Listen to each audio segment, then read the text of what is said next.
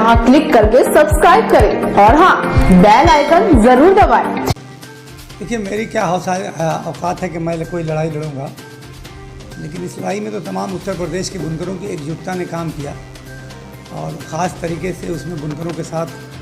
खड़े हुए अशोक धवन जी जो MLC हैं भारतीय जनता पार्टी के,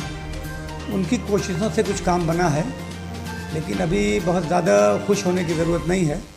अभी मैं समझता हूँ कि आधा काम हुआ है और आधा काम होना बाकी है। अभी 26 जुलाई तक 31 जुलाई तक के लिए ये फ्लैट रेट का पुरानी व्यवस्था के एतबार से जमा किया जाना है और उसके बाद सरकार ने ये कहा है कि जो भी बात होगी वो तय की जाएगी आपस में बैठकर। चूँकि 31 दिसंबर 2019 तक पासबुक ख़त्म कर दिया गया और 1 जनवरी से नई व्यवस्था लागू है, तो उसमें संशोधन के लिए जुलाई तक ले जाने के लिए इस प्रस्ताव को फिर कैबिनेट तक जाना है। तो इसलिए वो प्रस्ताव कैबिनेट तक जाएगा। जो बात हम लोगों की 3 सितंबर को लखनऊ में हुई है, माननीय मुख्यमंत्री जी के जो प्रतिनिधि थे नवनीत सहगल साहब और सीनियर IAS अफसर हैं, तो उसमें 2-3 बातें बड़ी महत्वपूर्ण तय हो गई। पहली बात तो ये कि जो तमाम बुनकरों का जो बकाया आ रहा है कि उन्होंने पासबुक पर पैसा जमा किया हुआ है, फिर भी उनके खाते में बकाया शो कर रहा है बहुत लंबा अमाउंट, तो उस पर उन्होंने बहुत बिजली विभाग के अधिकारियों से बात किया कि जब फ्लैट रेट के पासबुक पर जमा है, मैंने उनको शासनादेश की कापी दिखाई, बल्कि एक बुनकर का मैंने बिल भी दिखाया कि साहब देखिए इसका 6 किलोवाट का कनेक्शन है और दिसंबर तक इन्होंने पासबुक पे पैसा जमा किया हुआ है, फिर भी इनका 5 लाख रुपया बकाया आ रहा है। तो उससे बहुत नाराज़ हुए वो। तो भाई फिर मैंने शासनादेश की कापी दिखाई कि शासनादेश के पैरा नंबर 9 और 11 में स्पष्ट लिखा हुआ है कि बुनकरों को अलग से बिल नहीं दिया जाएगा, फ्लैट पासबुक पर ही वो पैसा जमा करेंगे। तो फिर ये बिल में बकाया क्यों आ रहा है, हमारे खाते में बकाया क्यों आ रहा है, इससे बुनकर परेशान है। तो उसको उन्होंने आश्वासन दिया और निर्देश किया कि ये जो बकाया पैसा आ रहा है वो तमाम बकाया पैसा ख़त्म किया जाएगा और जब तक कि नया शासनादेश नहीं जारी हो जाता तब तक कोई बुनकरों का उत्पीड़न नहीं करेगा, विद्युत विभाग कोई कार्रवाई नहीं करेगा। तो अब हम लोगों को 2-4 दिन 6 दिन के अंदर बैठेंगे हम लोग और बैठ के बात करेंगे और फिर सरकार के साथ भी बात करेंगे। कोई ऐसा प्रस्ताव ले आना है जो सरकार को भी मंजूर हो और बुनकरों को भी उस समस्या से निजात मिले। दरअसल हम लोगों का जो सबसे ज़्यादा फोकस है कि व्यवस्था जो भी रखी जाए वो किसानों की तरह से फ्लैट रेट ही में रखी जाए, क्योंकि समाजवादी पार्टी की सरकार ने 2006 में जब ये शासनादेश लागू किया था तो उन्होंने कहा था कि दोनों उद्योग, चाहे वो खेती का उद्योग हो चाहे बुनाई का उद्योग हो, दोनों की बहुत सेवाएं हैं और दोनों में गरीब लोग लगे हुए हैं। तो इसलिए किसानों को फ्लैट रेट से जिस तरह से बिजली दी जाती है उसी तरह से बुनकरों को भी फ्लैट रेट में बिजली दी जानी चाहिए। मगर 2006 के बाद पिछले 13 सालों में कई मरतबा किसानों के फ्लैट रेट का रेट बढ़ाया गया, मगर बुनकरों का रेट कभी नहीं बढ़ाया गया। जो पहली व्यवस्था चली आ रही थी कि 36 रुपये देहाती क्षेत्र में प्रति लूम और 72 रुपये शहरी क्षेत्र में जो प्रति लूम है उसमें पैसा लिया जाता रहा है। तो हम लोगों का कहना है कि किसानों की भांति हम लोगों का भी पैसा बढ़ा लीजिए आप, मगर फ्लैट रेट ही में रखिए। सरकार का ये कहना है कि फ्लैट रेट में रखने पर हमने तो फ्लैट रेट का जो दिया है तो वो करीब बुनकरों के लिए दिया है और पावर लूम पर के लिए दिया है और पावर लूम जहाँ चल रहा है वहाँ के बिजली पंखा के लिए, लेकिन लोग अपने घर की लाइट भी उसी से इस्तेमाल कर रहे हैं। सरकार का ये भी मानना है कि बहुत सारे ऐसे लोग जो बुनकर नहीं हैं उन्होंने भी बिजली विभाग से मिलकर उन्होंने कनेक्शन ले रखा है। तो इस तरह से सरकार के ऊपर जो 150 करोड़ रुपए का सब्सिडी का लोड था वो सालाना बढ़ते बढ़ते 900 करोड़ चला गया। तो इसमें सबसे बड़ा गलत काम जो किया है वो विद्युत विभाग ने किया है, क्योंकि विद्युत विभाग को जब ये हो गया कि सब्सिडी जितनी भी होगी वो सरकार देगी, बुनकरों से सिर्फ 72 रुपये लेना है,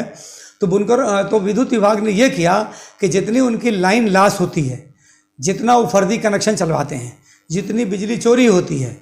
जितना फर्जी कनेक्शन वो बिजली विभाग चलवाता है, उन सब का जितना भी लोड था वो सब बुनकरों पे डाल के फर्जी बिल बनाने लगे। यानी जिस बुनकर की बिल 1000 रुपये की बननी चाहिए या 1500 रुपये की बननी चाहिए और 72 रुपया उसमें बुनकर को पेमेंट करना है, बाकी पैसा सरकार को देना है, उस बुनकर की बिल बिजली विभाग वाले कई किस्तों में बढ़ा के 5000 रुपये प्रति लूम बनाने लगे।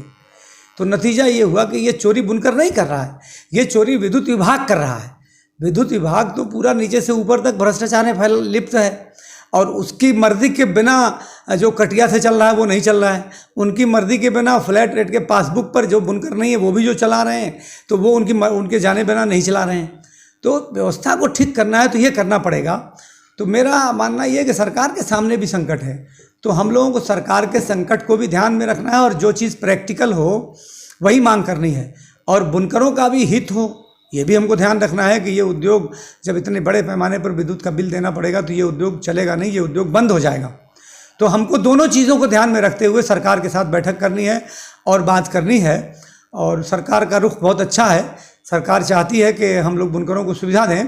और उसका बहुत बड़ा एक कारण ये भी है कि माननीय मुख्यमंत्री जी गोरखपुर में गोरखनाथ मंदिर जहाँ है वहीं के रहने वाले हैं, और गोरखनाथ मंदिर के अगल बगल भी तमाम बुनकर ही रहते हैं, तो इसलिए वो बुनकरों के दर्द को समझते हैं, और इसीलिए उन्होंने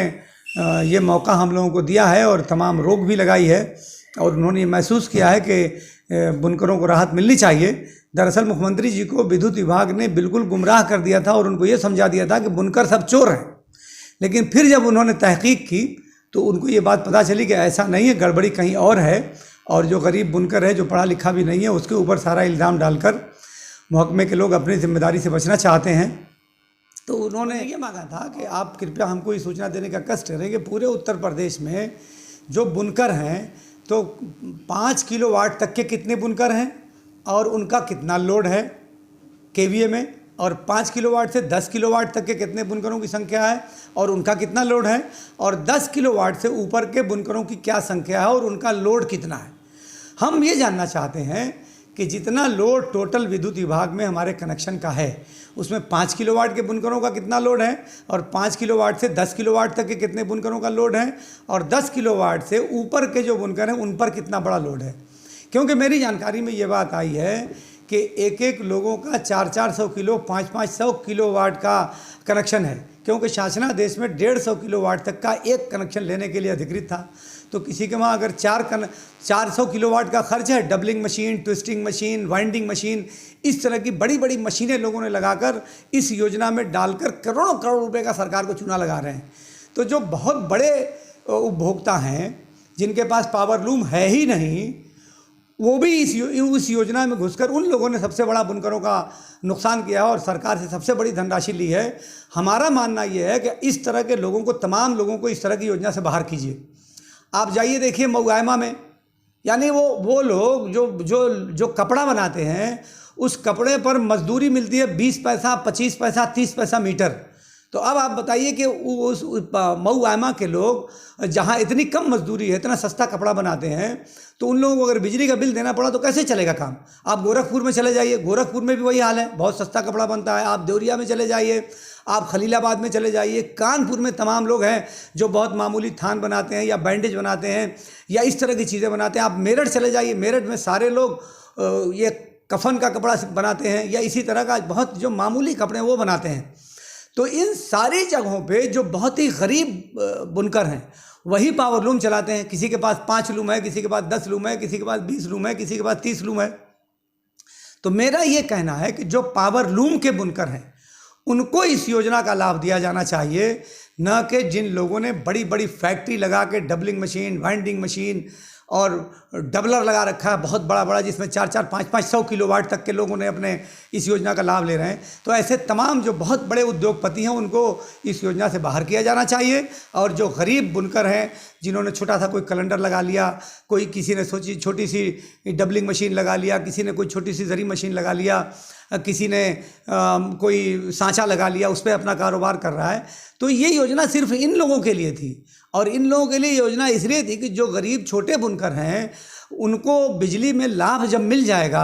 तो जो बहुत बड़े उद्योगपति हैं इस टेक्सटाइल इंडस्ट्रीज़ में उनके मुकाबले में ये लोग खड़े हो पाएंगे, इसलिए योजना आई थी। मगर ये इस योजना में एक जो बुनियादी गलती हो गई थी कि उसमें 150 किलोवाट तक लिमिट कर दी गई थी। तो मेरी समझदारी है कि 150 किलोवाट की जो लिमिट है उसको कम करके 25-30 किलोवाट तक की लिमिट किया जाना चाहिए, ताकि जो पावर लूम के बुनकर हैं, तो अब मान लीजिए कि 30 किलोवाट का अगर ये कर देते हैं कनेक्शन, तो जिनके पास 50 लूम है, आधे अर्थ वाला छोटा लूम अगर है तो 50 लूम तक का चल जाएगा। एक बुनकर जो गरीब है बहुत, तो वो उसी पे मजदूरी करता है भाई, कैसे कैसे कर्ज लेके उसने लूम लगाया, या लूम भी दूसरे का उसके पास है, किसी सेठ का लूम है तो कोई मजदूरी पे लेके ठेके पे लेके उसको चलाता है, तो ठेके वाले को पैसा देगा या बिजली का बिल का पैसा देगा।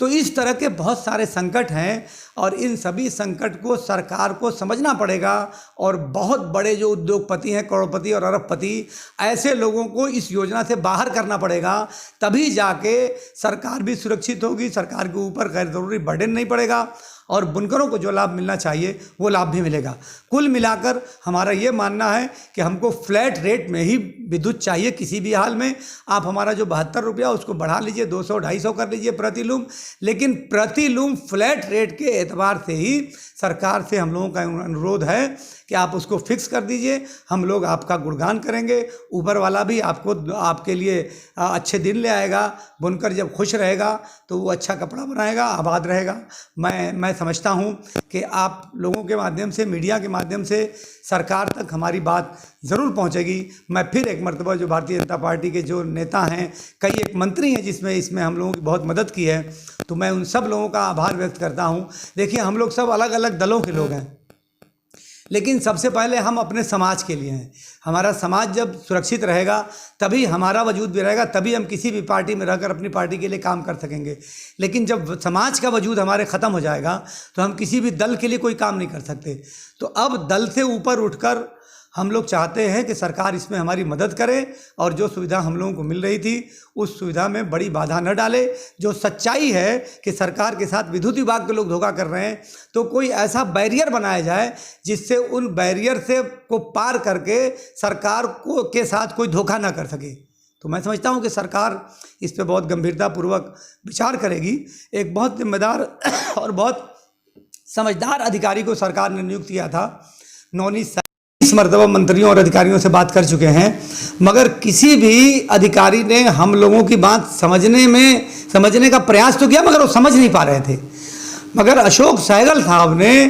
मेरे एक सैंपल देने पर फौरन बात को समझ लिया कि बुनकरों का जब फ्लैट रेट पे पैसा जमा होता है तो फिर बुनकरों के खाते में ये बकाया क्यों शो हो रहा है। तो मैं नवनीत सहगल साहब का भी शुक्रिया अदा करता हूं और मैं चाहता हूं कि सरकार ऐसे ही किसी समझदार और चालाक अधिकारी को हम लोगों के सामने बात रखने के लिए रखे, ताकि विद्युत विभाग के लोग उस अधिकारी को और सरकार को गुमराह न कर पाएँ। बहुत बहुत शुक्रिया। अगर बुनकरों को मेरी बात ये पसंद आई हो तो इस मेरी वीडियो को आप ज़्यादा से ज़्यादा शेयर करिए और ज़्यादा से ज़्यादा लोगों तक पहुंचाइए, ताकि और सभी चीज़ों पे इसका ट्विटर पे, फेसबुक पे, पेज पे और जितने भी सोशल मीडिया के जितने भी ज़राए हैं उन सभी ज़राए के माध्यम से मेरी इस बात को आप पहुँचाएँगे तो आपकी बहुत मेहरबानी होगी। बहुत बहुत शुक्रिया। बुनकर एकता जिंदाबाद।